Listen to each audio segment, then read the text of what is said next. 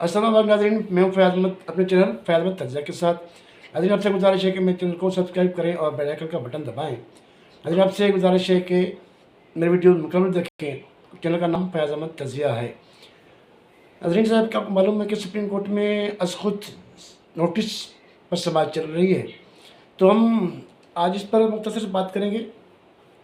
तो जस्टिस काज़ी फ़ायज़ ईसा की सरबराही में बेंच जो सुन रहा है केस, वो केस ये है कि supreme court Islamabad high court के जजेस को जो ख़त लिखे गए थे धमकी आमेज़, उस पर है ये केस।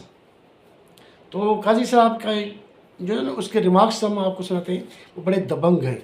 और इसके अलावा जस्टिस मंसूर शाह के भी रिमार्क्स बड़े दबंग हैं। जस्टिस काज़ी फ़ायज़ ईसा ने कहा कि हमें ये तय करना है आज कि हुकूमत और एजेंसियों के कहने पर नहीं चलेंगे। उसने कहा कि माज़ी में ये बहुत कुछ होता रहा है। उसने हवाला दिया मुख्तलिफ़ केसेस का, जो माज़ी के केसेस थे, जो अभी तक पड़े हुए हैं। इस माज़ी में जितने भी चीफ जस्टिस थे, उमर अता बंदयाल थे और उससे पहले जो 2-3 थे, उन्होंने इस केस की समाअत नहीं की, तो बिल्कुल वो पेंडिंग में रखी गई है। तो उसने कहा कि ये मेरे चीफ जस्टिस बनने से पहले के वाक़यात हैं और इस हवाले से जब से मैं बना हूँ ऐसे ऐसा कोई वाक़या नहीं हुआ। तो उसने कहा कि मसला ये है कि हमें अंदर से मसाइल हैं, तो अंदर हमें साफ़ करना पड़ेगा। उसने साफ कहा कि हमारे अंदर जो जजेस बैठे हैं, उनमें बहुत से जज ऐसे हैं जो खुद जो है ना, वो रब्ता करते हैं एजेंसियों से, हुकूमतों से, अपने ज़ाती फ़वाद के लिए, फ़ायदे के लिए। तो फिर वो लाज़मी है, आप जब रब्ता करेंगे, पैसा लेंगे, तो फिर उनका कहना भी मानना ही होगा। तो आपको पता ही है कि साबका जजेस अब चीफ जस्टिस कहाँ हैं।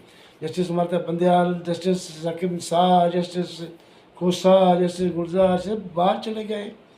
तो उसने कहा अंदर, क्योंकि वो उसने कहा कि एजेंसियों को या हुकूमत को तो जजेस ही है ना, ये बैठे हुए 15-16, वो अंदर घुसने देते हैं ना, तो इसलिए वो घुसाते हैं, फिर वो अपनी चलाते हैं।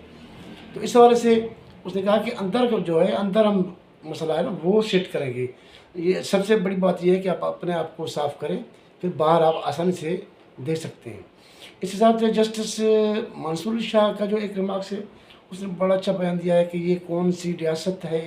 रिमार्क्स है उसके कि ये कौन सी रियासत है, ये कैसी रियासत है जहाँ जजेस पर निगरानी की जा रही है, घरों पर निगरानी की जा रही है, दफ्तरों में निगरानी की जा रही है ना, सुकून से वो जो चल नहीं रहा है। इससे पहले भी जस्टिस मंसूर शाह ने कहा था कि हमें ये तय करना होगा पाकिस्तान में कि इंसाफ को चलाना है।